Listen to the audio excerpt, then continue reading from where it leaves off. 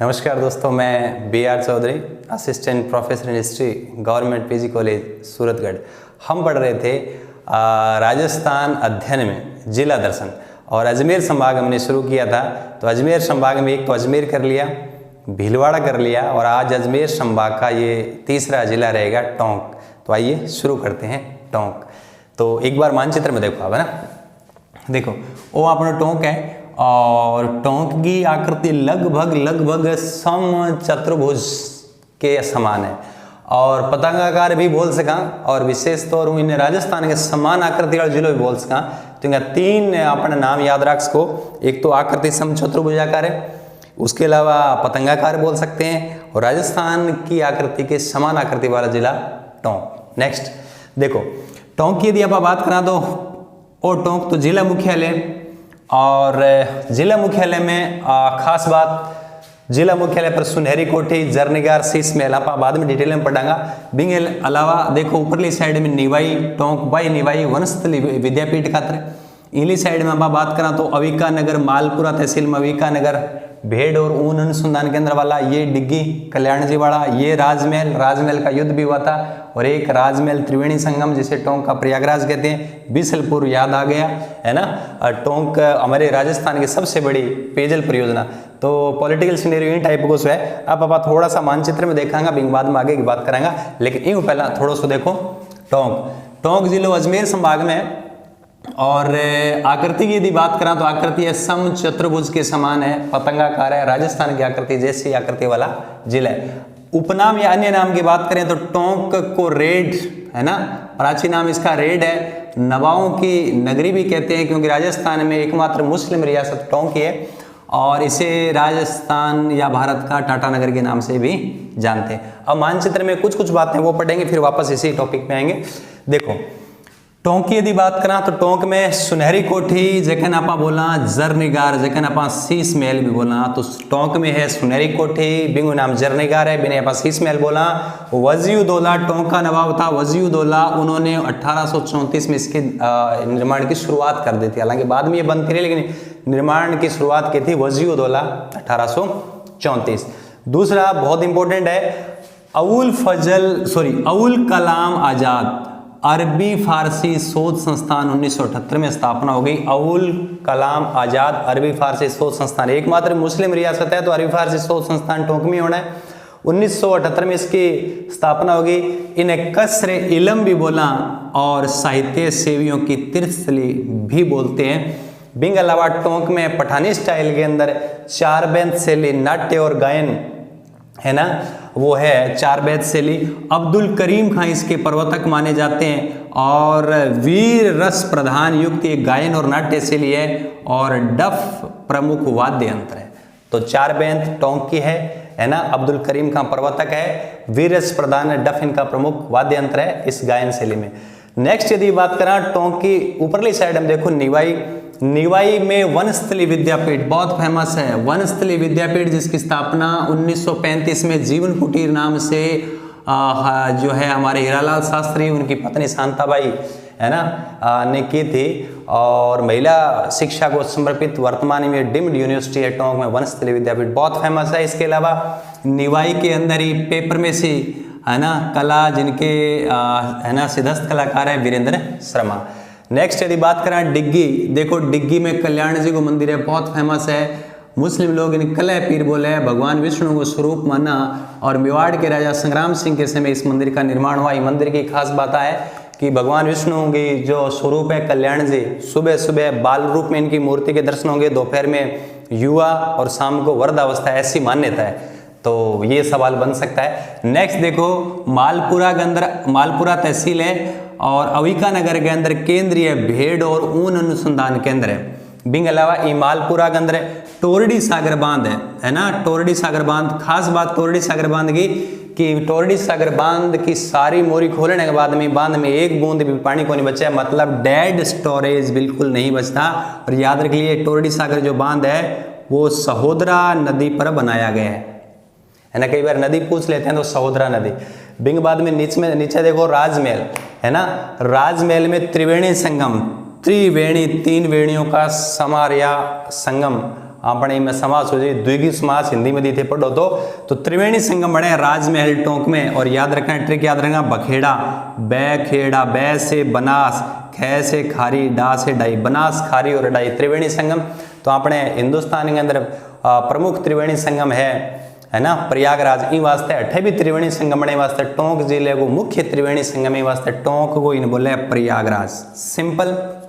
Next Bisalpur जो बांध है बहुत ही फेमस है। बिसलपुर बांध बिसलपुर और बनास नदी पर बिसलपुर बांध बनाए गए। राजस्थान की सबसे बड़ी पेयजल परियोजना है। पीने वाला पानी आप पानी पिए 20 सेल रहे हो तो बिसलपुर याद रह जाएगा। ये बांध को निर्माण ADB एशियन डेवलपमेंट बैंक जिसका मुख्यालय कहाँ है मनीला है ना। तो मनीला जिनका मुख्यालय एशिया विकास बैंक के सहयोग से आर्थिक सहयोग से अपने बांध को निर्माण करो। राजस्थान की पेयजल की सबसे बड़ी परियोजना है। याद रखियो बिसलपुर बांध के कन्ने गोकर्णेश्वर शिवालय महादेव जी का मंदिर है। और खास बात इतना बड़ो बांध है पेयजल तो मिले ही मिले। और पेयजल मिले कि नहीं गिने जाट लोगों ने मिले JAT जाट लोगों ने पेयजल मिले मतलब J से जयपुर A से अजमेर T से टोंक। और टोंक जिले के अंदर है टोंक जिले की भूमि में वास्ते टोंक वाली में सिंचाई भी करे। तो याद रखना टोंक में इससे क्या हो रही है सिंचाई भी होती है पेयजल के साथ साथ सिंचाई। नेक्स्ट अपने मेन इस साइड आ जाओ। नेक्स्ट यदि बात करा उपनाम अन्य नाम की बात कर ली। देखो आज टोंक रियासत है राजस्थान में एकमात्र मुस्लिम रियासत है। ये रियासत को निर्माण 1817 में ईस्ट इंडिया कंपनी करियो और इनको पहलो नवाब अमीर खां पिंडारी। तो अमीर खां पिंडारी है ना इनको पहलो नवाब बनो ईस्ट इंडिया कंपनी अंग्रेजा रियासत को निर्माण करे 1817 के अंदर सिंपल। एक हाथी बाटो बहुत फेमस है। हाथी एक चट्टान है हाथी से बनाया तो हाथी बाटा टोंक में ज्यादातर जिले पूछ रहे थे जगह को नाम पूछ रहे तो याद रख लियो गुमानपुरा में गए हाथी बाटा। नेक्स्ट ये दो जो धाम है बहुत इंपॉर्टेंट है। देखिए गुर्जर जो लोग हैं उनके आराध्य देव है देवनारायण जी जो भगवान विष्णु के अवतार माने जाते हैं। तो देवनारायण जी गुर्जरों के आराध्य देव है।